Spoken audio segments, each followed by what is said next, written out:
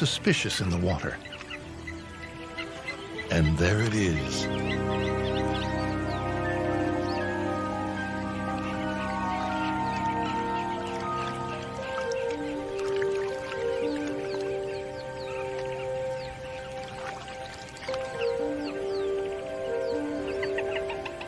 With a coded chirp, he calls his chicks to him.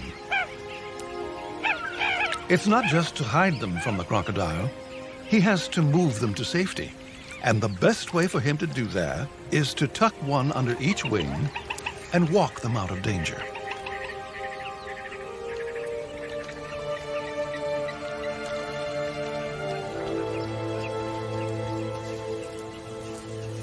Keeping the kids quiet